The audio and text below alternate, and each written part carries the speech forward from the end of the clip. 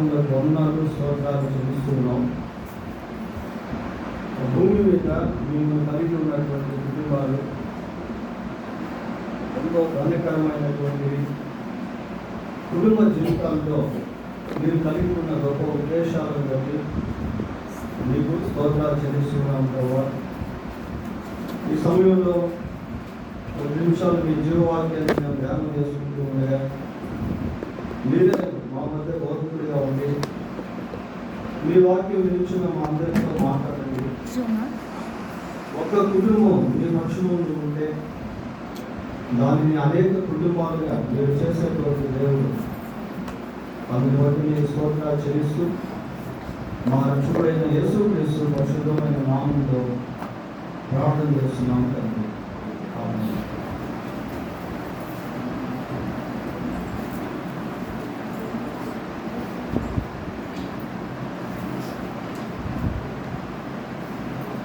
కూడా కొన్ని నిమిషాలు దేవుడు వాక్యాన్ని మనం ధ్యానం చేసుకున్నాం. అశోక్ లక్ష్మి మీ కుటుంబాన్ని దేవుడు ప్రేమించి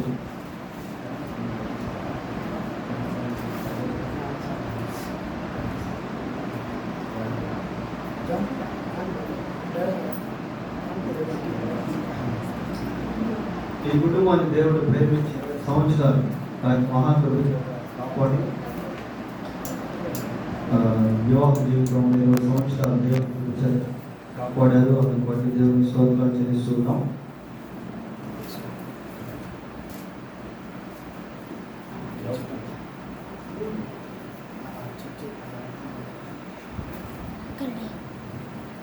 మరి దేవుని యొక్క మహాకృప చేత దేవుడు మానవుని యొక్క జీవితంలో ఒంటరిగా ఉంచక కుటుంబాన్ని ఏర్పాటు చేశాడు. బైబిల్ గ్రంథాన్ని పరిశీలన చేసినప్పుడు అనేక ఆదర్శ కుటుంబాలు కనబడతాయి. ఈ రాత్రి ఒక కుటుంబం గురించి మనం జ్ఞాపకం చేసుకుందాం. ఈ కుటుంబంలో భార్యాభర్తలుగా ఎల్కానా, హన్నా అనేటువంటి వారు మనకు కనిపిస్తారు. వీటి గురించి సమూయేలు మొదటి గ్రంథం 2వ అధ్యాయంలో అనేక విషయాలు రాయబడి ఉన్నాయి. అయితే అన్నీ కాదు కానీ కొన్ని విషయాలు మనం జ్ఞాపకం చేసుకున్నాం. మరి ఎల్కానా ఏ విధంగా జీవించాడో, హన్నా ఏ విధంగా జీవించిందో, వారి జీవితాలకు అన్వయించుకుంటే మనం ఏ విధంగా జీవించాలో సత్యాలు, ఆధ్యాత్మిక సత్యాలు ఈ సందేశంలో మనం నేర్చుకుంటాం కదా. మొట్టమొదటిగా సమూయేలు మొదటి గ్రంథం 1వ అధ్యాయం 3వ వచనం చూడండి. చాలు.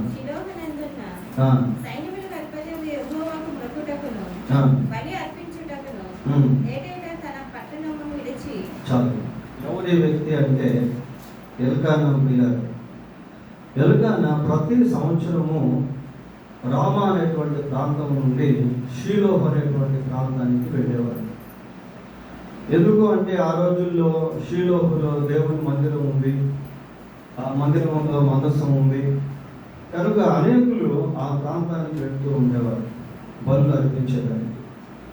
ఆ కోవలో ప్రతి సంవత్సరం ఎల్కానా తన కుటుంబంతో కలిసి షీలోహుకు వెళ్ళేవారు. 21వ వచనం కూడా చూడండి. 21వ వచనం, ఎల్కానాయును అతని ఇంటి వారు అందరినూ ఏటేటా అర్పించు బలి అర్పించుటకును పోయింది. చూడండి పిల్లలు, every year they used to go to Shiloh. ప్రతి సంవత్సరము వారు షీలోహు అనేటువంటి ప్రాంతానికి వెళ్తూ ఉండేవారు. దీంట్లో మనం గమనించాల్సింది ఏంటి అంటే రెగ్యులారిటీ. దేవుని సన్నిధికి క్రమంగా భార్యాభర్తలు కలిసి వెలుట అనేది చాలా ప్రాముఖ్యం. ఈ మాదిరి యోసేపు మరియ జీవితంలో కూడా మనం చూస్తాం. వాడు కూడా దేవుని యొక్క మందిరానికి వెళ్తున్నటువంటి సందర్భాలు బైబిల్లో మనకు కనిపిస్తాయి. కనుక ఈ going to the presence of God regularly is most important in family life. కుటుంబ జీవితంలో భార్యాభర్తలు ఇద్దరు కూడా కలిసి దేవుని యొక్క సన్నిధికి వెళ్ళుట అనేది చాలా క్రమము, అది చాలా ధన్యత, అది ఇతరులో మనము చూస్తాం. ఇంకా ఎల్కానా గురించి ఆలోచన చేసినప్పుడు చూడండి 5వ వచనం చదవండి. అదే అధ్యాయం. హన్నా ప్రియముగా ఉన్నందున ఆమెకు హన్నా ప్రియముగా ఉన్నందున అంటే ఇక్కడ ఎల్కానా తన భార్యను ఏ విధంగా ప్రేమించేవాడో అన్న విషయాలు మనం చూస్తూ ఉన్నాం. హన్నా ఎల్కానాకి ఎలా ఉందట? ప్రియమైనటువంటిదిగా ఉంది. పిల్లలు చూడండి, భార్యాభర్తల మధ్య ఈ శ్రేష్టమైనటువంటి ప్రేమ అనేది చాలా ప్రాముఖ్యమైనది. వాస్తవంగా హన్నాను గురించి మనం ఆలోచన చేసినప్పుడు ఆ సమయంలో హన్నాకు ఇంకా సంతానం అనేటువంటిది లేదు. కొద్దిమంది భర్తలు ఏం చేస్తారు అంటే, సహజంగా మనం ఆలోచన చేసినప్పుడు స్త్రీలకు సంతానం లేని సమయంలో వాళ్ళు ఎంతగానో నిందించేటువంటి వాళ్ళుగా ఉంటారు, వాళ్ళను లోపగించుకునేటువంటి వాళ్ళుగా ఉంటారు. కొన్నిసార్లు వారి మీద శాపవచనాలు పలికేటువంటిదిగా ఉంటారు. వారి కుటుంబాల్లో కొద్దిమంది టార్చర్ చేసేటువంటి వాళ్ళుగా, హింసించేటువంటి వాళ్ళుగా ఉంటారు పిల్లలు. కానీ ఇక్కడ మనం ఎల్కానా గురించి ఆలోచన చేసినప్పుడు he loved his wife so much. ఆయన తన భార్యను ఎంతో ఎక్కువగా ప్రేమిస్తున్నటువంటి వ్యక్తిగా ఉన్నాడు. కుటుంబ జీవితంలో ఈ భార్యాభర్తల మధ్య ప్రేమ అనేటువంటిది ఉన్నప్పుడు అక్కడ ఈ నిందించుకునేటువంటి దానికి, దూషించుకునేటువంటి దానికి, కొట్లాడుకునే దానికి అవకాశాలు అనేవి ఉండవు పిల్లలు. ఈ ఎల్కానా హన్నాను గురించి 2 అధ్యాయాల్లోనే మనం చూస్తాము. ఈ 2 అధ్యాయాల్లో ఎక్కడ కూడా వారి కుటుంబంలో కలహాలు ఉన్నట్టు, గొడవలు ఉన్నట్టు, తగువులు ఉన్నట్టు ఎక్కడ మనకు రాయబడలేదు. So they have a good example to the family who wants to live in God life. దైవిక సంబంధమైన జీవితాన్ని జీవించేటువంటి కుటుంబాలకు ఈ కుటుంబం ఒక మంచి మాదిరిగా ఉన్నట్టు మనము చూస్తూ ఉన్నాము పిల్లలు. ఇంకా ఎల్కానా గురించి మనం గమనిస్తే చూడండి, 8వ వచనం చదువుదాం. మొదటి నీవెందుకు ఏడ్చుచున్నావు?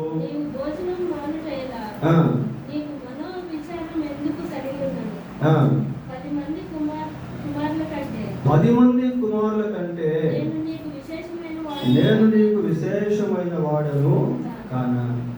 ఇక్కడ మరి ఎల్కానా తన భార్యను ఎంతో ఆదరిస్తున్నాడు ప్రియులారా. ఎందుకు నువ్వు ఏడుస్తున్నావు? ఎందుకు నువ్వు దుఃఖపడుతున్నావు? ఎందుకు నువ్వు బాధపడుతూ ఉన్నావు? 10 మంది కుమారుల కంటే నేను నీకు విశేషమైనటువంటి వాడును కానా. చూడండి, హన్నా దుఃఖపడుతున్నటువంటి సమయంలో, బాధపడుతున్నటువంటి సమయంలో, కన్నీరు గారుస్తున్నటువంటి సమయంలో, ఎంతో నిరుత్సాహకరమైనటువంటి సమయంలో he comforted her with comforting words. ఆదరణ కలిగించేటువంటి మాటలతో ఆమెను ఎంతగానో ఆదరిస్తూ ఉన్నాడు. కుటుంబ జీవితంలో అన్నీ కూడా అప్సే ఉండవు, అన్నీ కూడా అనుకూలమైనటువంటివే ఉండవు. కొన్నిసార్లు ప్రతికూలమైనటువంటి పరిస్థితులు కూడా ఎదురవుతూ ఉంటాయి. దుఃఖాన్ని కలిగించేటువంటి పరిస్థితులు ఎదురవుతూ ఉంటాయి, లేమిని కలిగించేటువంటి పరిస్థితులు ఎదురవుతూ ఉంటాయి, బాధను కలిగించేటువంటి పరిస్థితులు ఎదురవుతూ ఉంటాయి. అటువంటి సమయంలో ఈ ఆదరణ అనేటువంటిది చాలా ప్రాముఖ్యమైనది. ఈ ఓదార్పు అనేటువంటిది చాలా ప్రాముఖ్యమైనది. ఇవన్నీ దేవుని యొక్క గుణ లక్షణాలు. దేవుడు ఎలాంటి వాడు అంటే దుఃఖంలో ఉన్నటువంటి వారిని ఆదరించేటువంటి వాడు, బాధలో ఉన్నటువంటి వారిని ఓదార్చేటువంటి వాడు, గుండె చెదిరినటువంటి వారిని బాగు చేసేటువంటి వాడు, కృంగిన వారిని లేవనెత్తేటువంటి వాడు, సమస్యలైనటువంటి వారిని బలపరిచేటువంటి వాడు. కనుక ఇక్కడ మనం ఏం చూస్తున్నాము అంటే, మరి ఎల్కానా హన్నాను ఎంతో ఆదరిస్తూ ఉన్నాడు. ఎందుకు దుఃఖపడతావు, ఎందుకు ఏడుస్తావు, ఎందుకు బాధపడతావు అని తన భార్య విషయంలో, హన్నా విషయంలో ఎల్కానా అటువంటి భద్రతా భావన అనేటువంటిది కలిగిస్తూ ఉన్నాడు. ఇంకా మనం ఎల్కానా గురించి ఆలోచన చేసినప్పుడు చూడండి, అదే మొదటి అధ్యాయం 23వ వచనం చదువుకుందాం. కాబట్టి ఆమె పెనిమిటి అయిన ఎల్కానా, నీ దృష్టికి ఏది మంచిదో అది చేయుము.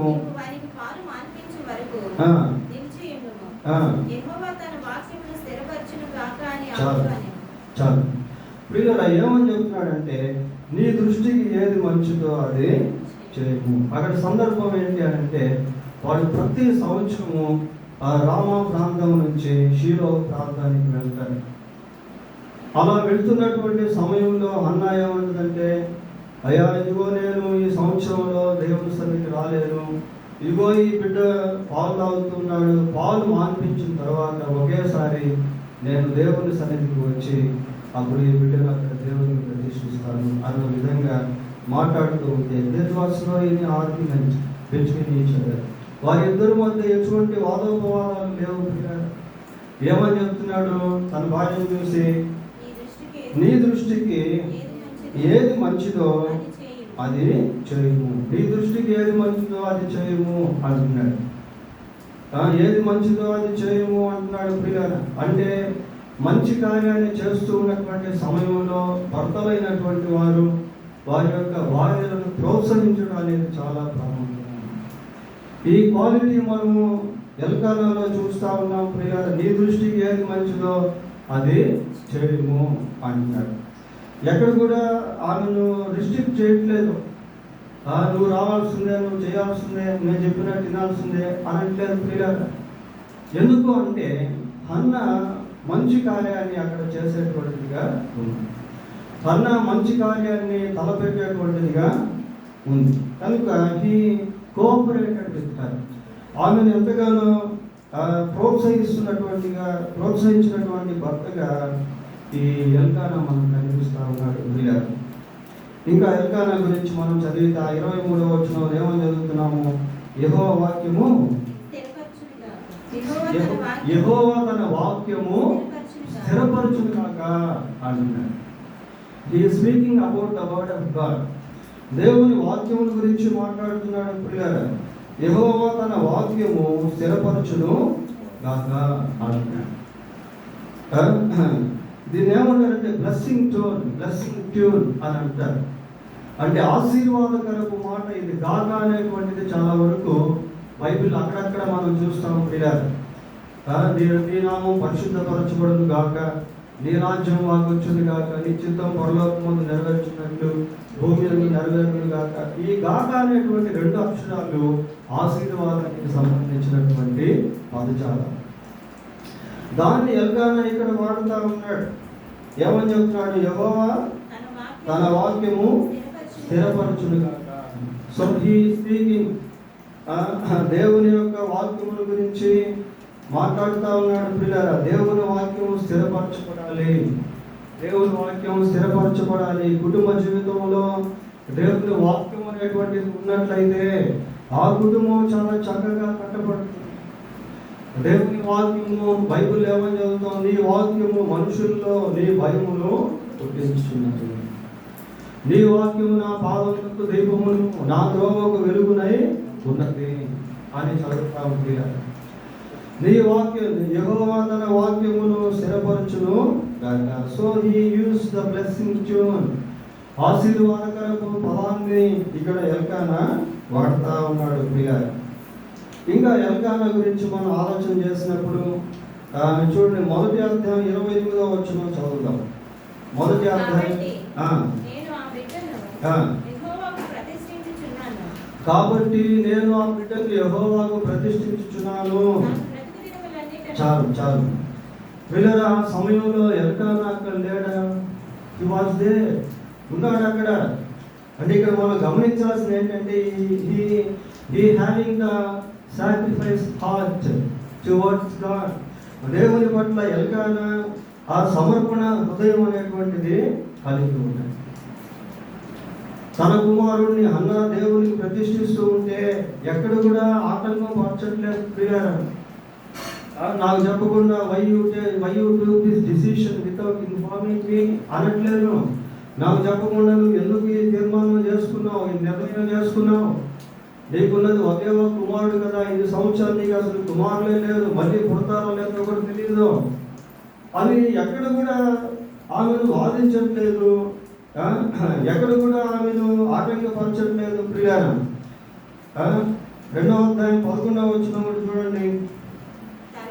తర్వాత ఎల్కానా రామాలోని తన ఇంటికి వెళ్ళిపోయాను.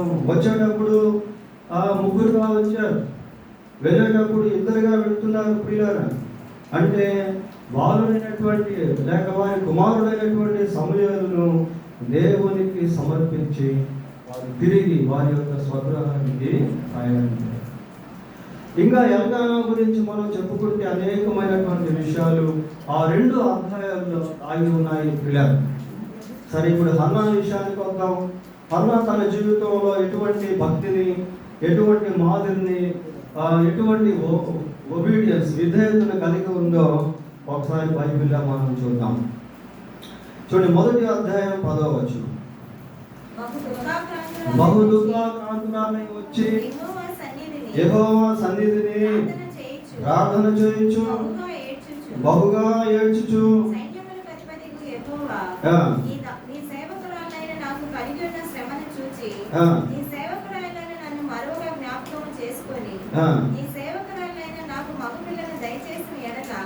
వారి తల మీదకు క్షౌరపు కత్తి ఎన్నటికి రానియక వాడి బ్రతుకు దినములన్నిటను నేను వాడిని యెహోవా వాకు నీకు అప్పగించునని మొక్కుబడి చేసుకొనెను. చాలు. ప్రియులారా ఇక్కడ హన్నా యొక్క ప్రార్థనను మనం చూస్తాము. దేవుని సన్నిధిలో అన్న ఏం చేసింది అంటే బహు దుఃఖాక్రాంతురాలై వచ్చి దేవుని సన్నిధిలో కన్నీటిని కారుస్తాము. కన్నీరు కార్చేటువంటి అనుభవం ప్రియులారా, స్త్రీలకు ఈ అనుభవం చాలా ప్రాముఖ్యమైనది. దేవుని సన్నిధిలో కన్నీరు కార్చడం. వారిని భర్తలుంటే వారి కోసం దేవుని సన్నిధిలో కన్నీరు కార్చడం, లోబడిన పిల్లలుంటే వారి కోసం దేవుని సన్నిధిలో కన్నీరు కార్చడం, కుటుంబాల్లో ఉన్నటువంటి లేమిని బట్టి దేవుని సన్నిధిలో కన్నీరు కార్చడం, సైతాన్ యొక్క శోధనలు కుటుంబంలో ఉంటే వాటిని బట్టి దేవుని సన్నిధిలో కన్నీరు కార్చడం, నీవు లేచిరే మొదటి జామున నీ పిల్లల కొరకు దేవుని సన్నిధిలో ప్రార్థించు, మొరపెట్టు. హన్నా ఏం చేస్తుందంటే దేవుని సన్నిధిలో మొరపెట్టేటువంటి స్త్రీగా కనిపిస్తా ఉంది. ప్రియ దేవుని సన్నిధిలో కన్నీరు కార్చేటువంటి స్త్రీగా కనిపిస్తాం. She has a great commitment in the presence of God. దేవుని సన్నిధిలో గొప్ప ఆ నిబద్ధత లేక అంకిత భావన అనేటువంటిది హన్నా కలిగి ఏమని చెప్తుంది, నీ సేవకురాలైన నాకు ఒక మగబిడ్డని ఇస్తే వాడు బ్రతుకు దినములు అన్నీ కూడా నీకు ప్రతిష్ఠితుడు. So she has a commitment. ఒక నిబద్ధతతో కూడినటువంటి ప్రార్థన ఆమె చేస్తా ఉంది. 15వ వచనం కూడా చదవండి. అన్నా అది కాదు,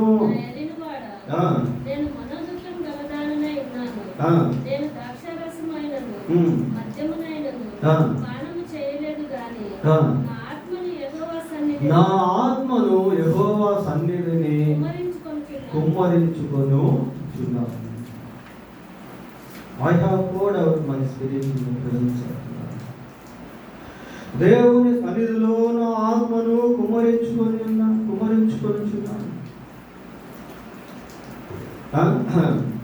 బాగా ప్రార్థన చేసేటువంటి స్త్రీగా కనపడతా ఉంది, కన్నీరు కార్చేటువంటి స్త్రీగా కనపడతా ఉంది, మొరపెట్టేటువంటి స్త్రీగా కనపడతా ఉంది, దేవునితో ఒక నిబంధన చేసుకునేటువంటి స్త్రీగా కనపడతా ఉంది, దేవుని యొక్క సన్నిధిలో ఆత్మను కుమరించుకునేటువంటి స్త్రీగా హన్నాని ఇక్కడ మనం చూస్తాము. ఇంకా హన్నాని గురించి ఆలోచిస్తే 18వ వచనం చదవండి. 1వ అధ్యాయం 18వ.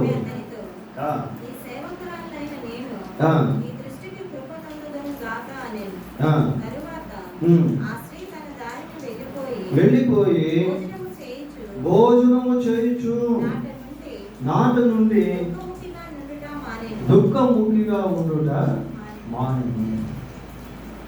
నాటి నుండి దుఃఖముఖిగా ఉండుట మానేను, భోజనం చేయొచ్చు. అంతకుముందు అన్నాడు, ఏమన్నాడు, ఎందుకు భోజనం చేయకుండా ఉంటున్నావు అన్నాడు.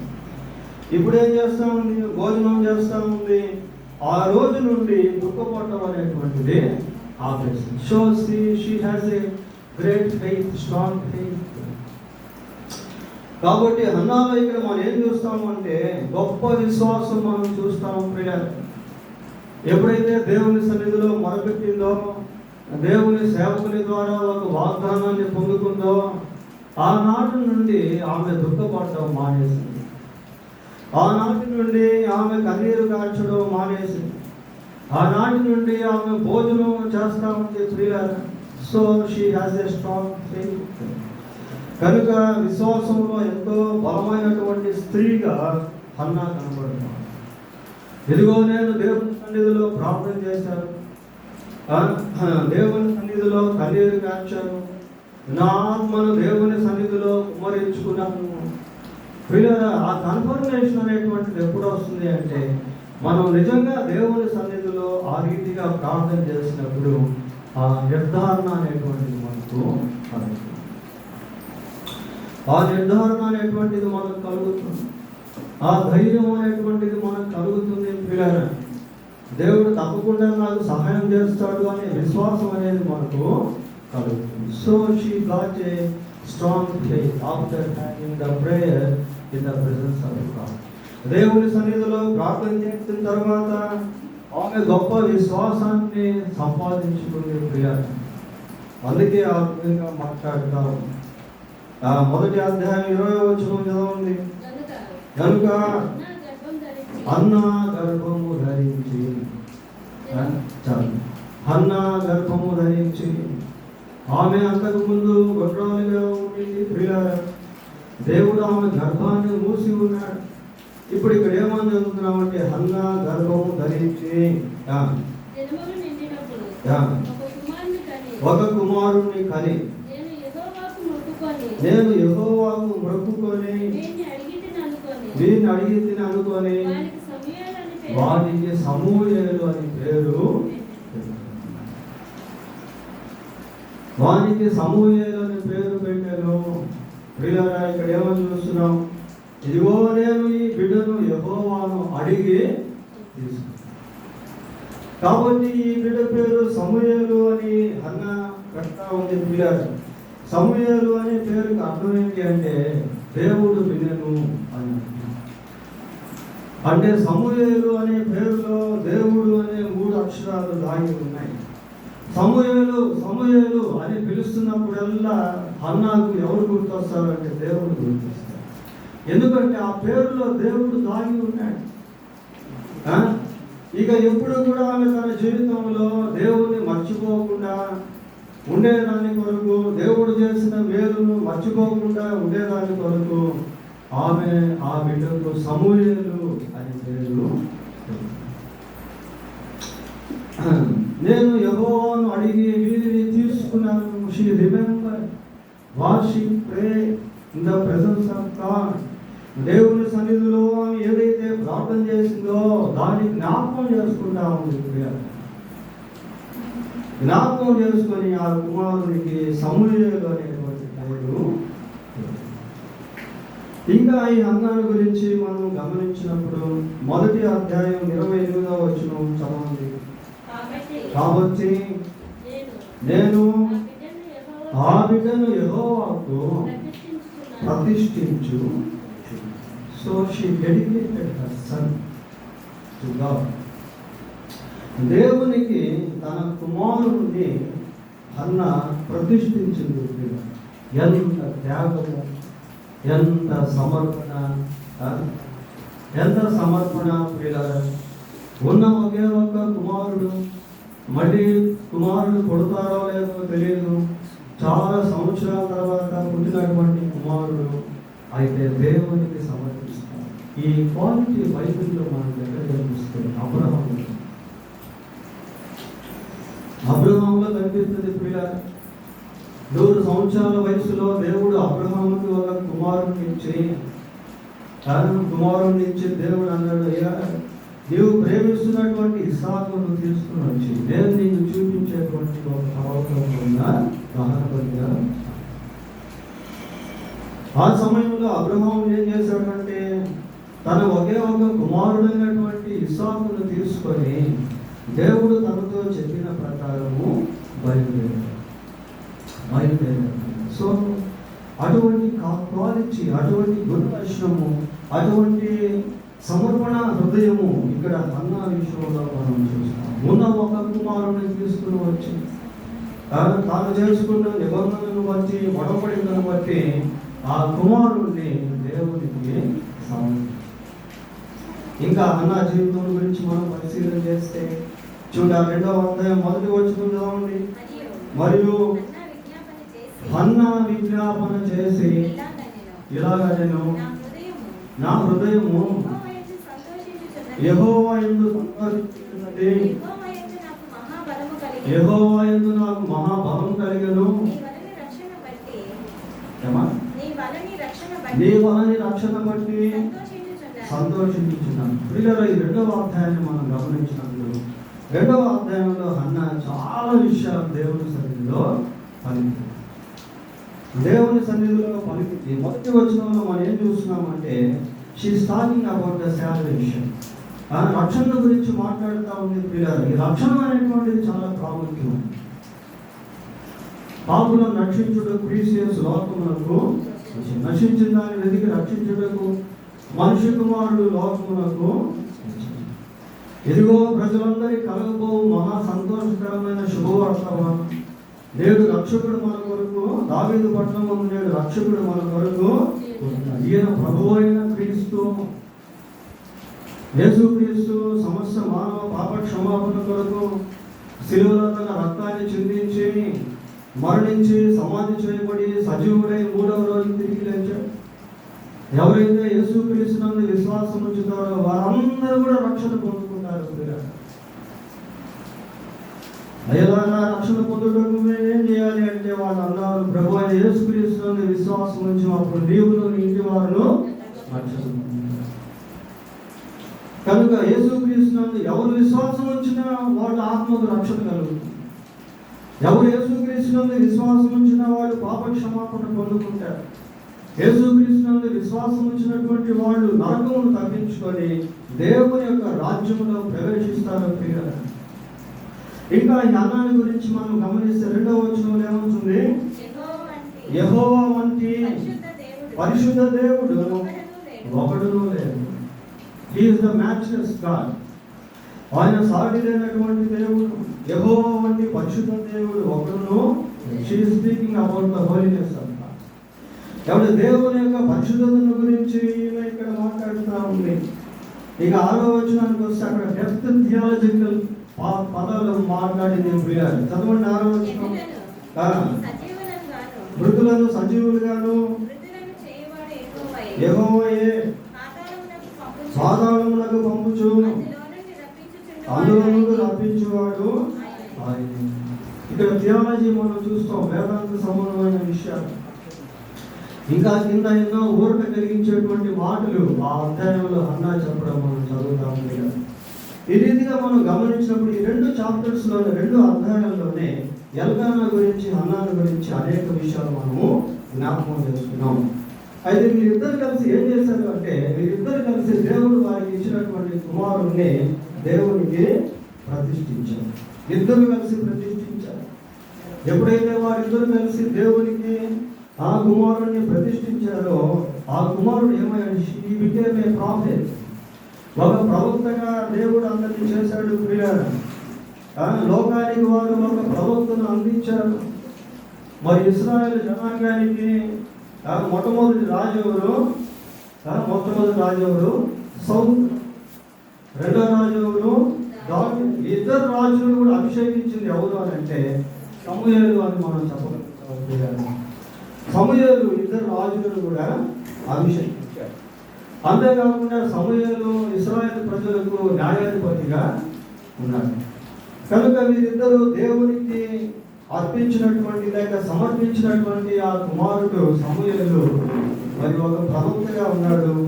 రాజులను అభిషేకించేటువంటి వ్యక్తిగా ఉన్నాడు. ఇశ్రాయేలు ప్రజలకు న్యాయాధిపతిగా కూడా నడుపుతున్నారు. కనుక భార్య భర్తల జీవితం చాలా ప్రాముఖ్యమైనది. దేవుడు వారికి ఇచ్చేటువంటి బిడ్డలు చాలా ప్రాముఖ్యమైనటువంటి వారు. ఎప్పుడైతే మనం దైవభక్తి సంబంధమైన జీవితాన్ని జీవిస్తామో ఆ జీవితం అనేకులకు మాదిరిగా ఉంటుంది, ఆశీర్వాదకరంగా ఉంటుంది. వారి కుటుంబాల్లో కూడా దేవుడి యొక్క సన్నిధిని కలిగి ఉంటారు. దేవుడు వారికి ఇచ్చినటువంటి వాటిని దేవుడు వాడుకుంటారు.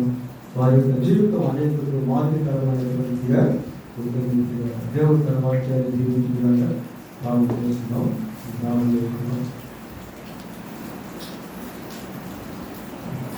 ఈ పరిశుద్ధులైన మా దేవాన్ని వందనాలు స్తోత్రాలు చేస్తూ ఉన్నాం. ఈ కుటుంబ సందేశంలో ఎలకానాన్ని గురించి, హన్నాన్ని గురించి కొన్ని విషయాలు మేము ధ్యానం చేస్తాం. ఈ ధ్యానాంశాన్ని విన్న మా తండ్రికి దీవెనకరంగా చేయండి. ఈ భూమి మీద మా కుటుంబాలు మిమ్మల్ని కలిగి జీవించి మిమ్మల్ని మహిమపరిచేగా ఉన్నట్లు సహాయం చేయండి. మీ వాక్యాన్ని నెరవేర్చేగా ఉన్నట్లు సహాయం చేయండి. మీరు మాకు అనుగ్రహించినటువంటి వాటిని మేము మీకు డెడికేట్ చేసేవారు. మీరు ప్రేమించి ఇచ్చే గర్భ ఫలాలు ఎంతో అమూల్యమైనటువంటి వారు. వారు మీ కొరకు పెంచబడి మీ రాజ్య విస్తీర్ణం కొరకే వాడబడే వారి కొరకు మీరు కనికరించి సహాయం చేయమని దాని మా ప్రభావాలను ఆరోపిస్తుంది. మా రక్షకుడైన యేసుక్రీస్తు పరిశుద్ధమైన నామంలో ప్రార్థన చేస్తున్నాము. ఆమేన్.